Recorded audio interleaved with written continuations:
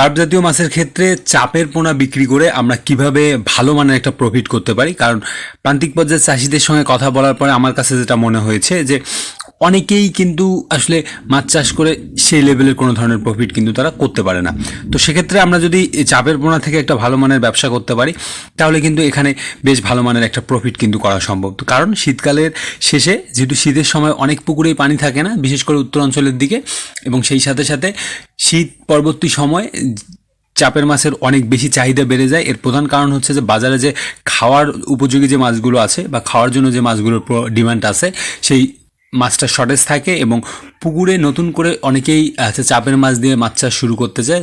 দুটা মিলে পোনার চাহিদা পর্যাপ্ত পরিমাণে থাকে এবং বাজারে মাছের চাহিদাও পর্যাপ্ত পরিমাণে থাকে, এটা একটা ব্যাপার। আরেকটা ব্যাপার হচ্ছে যে আমরা যেহেতু মার্চ এপ্রিলের পরে গিয়ে রেণুগুলো, কার্প জাতীয় মাছের রেণুগুলো পাই, এবং এগুলো বড় হতে আরও 1-1.5 মাস পর্যন্ত সময় লাগে, 2 মাস পর্যন্ত। তো সেক্ষেত্রে কিন্তু এখানে মাছের ডিমান্ডটা শীত শেষে পর্যাপ্ত পরিমাণে থাকে। এবং আরেকটা জিনিস বেশ এখানে ভালো, সেটা হচ্ছে এখানে কিন্তু মাছের ডিমান্ডের পাশাপাশি এখানে কিন্তু রেটও অনেক বেশি থাকে। যদি আমরা সিজনের কথা চিন্তা করি, বর্ষার সময়টা মাছ যেভাবে বিক্রি হয় তার পরবর্তী সময় আমরা লক্ষ্য করলে দেখব যে এখানে কিন্তু প্রায় তার হচ্ছে যে 2,000, 3,000, 4,000 বা ক্ষেত্র বিশেষে আরও অনেক বেশি পরিমাণে কিন্তু রেটে পোনা কিন্তু বিক্রি হয়।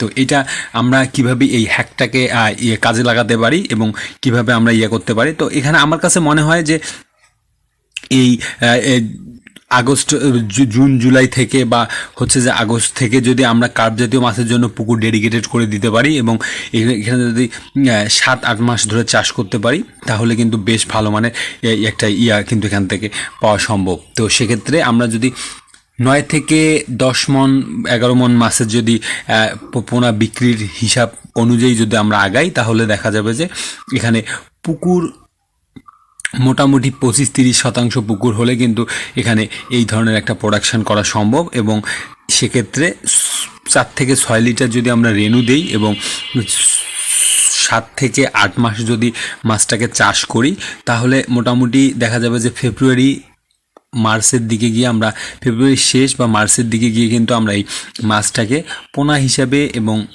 কিছু সাইজ হয়তো বা ভালো থাকবে যেগুলো আমরা রেণু হিসেবে বাজারের খাদ্য মাছ হিসেবে কিন্তু ব্যবহার করতে পারি। তো টোটাল প্রসেসটা আমরা এভাবে জানবো। আসসালামু আলাইকুম দর্শক, বেকার টু এন্টারপ্রেনিউর চ্যানেলে আপনাদের স্বাগতম। চাষির অভিজ্ঞতা জানতে এবং মাছ চাষের তথ্যমূলক ভিডিও পেতে চ্যানেলটি সাবস্ক্রাইব করে আমাদের সঙ্গে থাকুন। এই ভিডিওতে কী পরিমাণ খরচ হবে সেই বিষয়টা জানবো এবং সেই সাথে সাথে আমরা এখানে কীভাবে প্রফিট হবে সেটাও জানবো। শীতকালে মাছের যেহেতু ডিমান্ড বেশি থাকবে তো সেক্ষেত্রে পরবর্তী শীতের ব্যবস্থাপনাটা কীরকম হবে এবং কিভাবে আমরা এই 9-10 মন রেণু, 9-10 মন মাছ তৈরি করতে পারবো এই 4-5 কেজি রেণু থেকে, এই টোটাল বিষয়টা জানবো। তো প্রথমত হচ্ছে যে আমাদের মূল উদ্দেশ্য হচ্ছে মাছটাকে কিন্তু এই কার্প জাতীয় মাছটাকে কিন্তু আমরা চাপের পোনা হিসেবে বিক্রি করার জন্য। তো এখন যদি আমরা রেণু সারি তাহলে রেণুর জন্য যে পুকুর প্রস্তুতির যে পদ্ধতিগুলো আছে, যেহেতু শীত আপনার বর্ষাকাল, তো সেক্ষেত্রে যেটা প্রবলেম সেটা হচ্ছে যে পানি কিন্তু পর্যাপ্ত পরিমাণে পুকুরে থাকবে। আগের যে রাক্ষসী স্বভাব বা রেণু ক্ষতি করে এরকম যে মাছগুলো আছে এগুলোকে মোটামুটি পরিষ্কার করে নিতে হবে ফসটক্সিন বা রোটেনন এগুলো দিয়ে। এবং পুকুরে যদি কাদা বেশি থাকে, খুব সোজা কথাবার্তা যে পুকুরে যদি কাদা বেশি থাকে তাহলে চুন একটু বেশি দিবেন আপনি, আর যদি পুকুরে কাদা কম থাকে তাহলে কিন্তু একটু কম পরিমাণে চুন দিলেও হবে। তো সেক্ষেত্রে 500 গ্রাম 1 কেজি হারে আপনি শতাংশে চুন দিয়ে দিলেন, দিয়ে পুকুরটাকে প্রস্তুত করে নিলেন। এবং রেণু ছাড়ার আগে যেহেতু কীটনাশক প্রয়োগ করতে হয়, পুকুরে পানি যেহেতু এমনিতে পড়ে থাকে, তো সেক্ষেত্রে এখানে হাঁস পোকা, আঙুল কাটা পোকা থেকে শুরু করে বিভিন্ন ধরনের তো পোকা কিন্তু তৈরি হয়।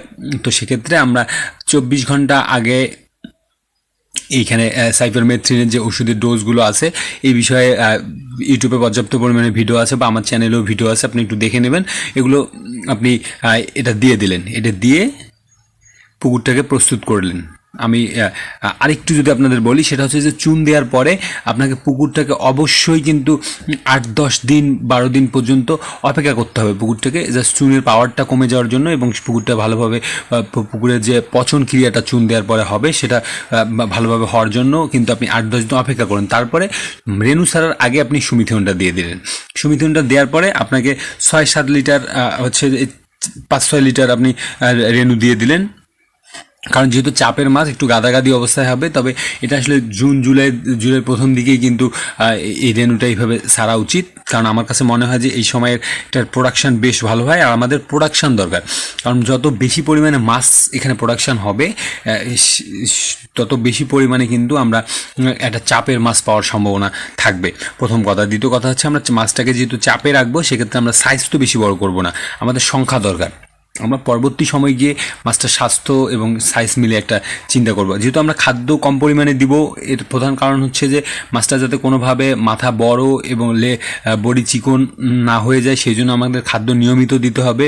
এবং যেহেতু মাছটাকে আমরা চাপের মাছ হিসেবে রাখবো, সেক্ষেত্রে মাছটা অবশ্যই খাদ্য প্রোটিন মানটা ঠিক রেখে 24-26% প্রোটিন মানটা ঠিক রেখে প্রতিদিন খাদ্য দেবো। আপনারা একটা বিষয় জানেন, সেটা হচ্ছে যে অ্যাকোরিয়াম ফিশ বা গ্লাসের মধ্যে পানি রেখে যে মাছগুলো রাখা হয়, আমরা অনেক ভালো লাক্সারিয়াস দোকানে বা মেগা শপগুলোতে বা অনেক বাড়িতে দেখতে পাই। এগুলোতে কিন্তু খুব অল্প পরিমাণে খাদ্য দেওয়া হয় যাতে মাছের বডিটা বৃদ্ধি না হয়। এটার কিন্তু টেকনোলজিটা এরকম। তো সেক্ষেত্রে আমরা যেহেতু মাছটাকে চাপে রাখবো, তো সেক্ষেত্রে আমরা খাদ্যটার পরিমাণ একটু কম দিব, এবং খাদ্য আমরা পরের দিকে আসতেছি। খাদ্যর পরিমাণ আমরা একটু কম দিয়ে এভাবে আমরা 6-7 মাস চাষ করব। এবং এখানে আরেকটা বিষয়, সেটা হচ্ছে যে শীতের সময় অবশ্যই প্রতি মাসে একবার করে হচ্ছে যে আপনাকে চুন এবং লবণের ডোজ দিতে হবে। শীত না আপনি প্রথম থেকেই দিবেন, তো সেক্ষেত্রে আপনাকে 100-150 গ্রাম করে লবণ আর 150-200 গ্রাম করে চুন দিয়ে দিলেই কিন্তু সেক্ষেত্রে হয়ে যাচ্ছে। তো এটা হচ্ছে একটা ব্যাপার।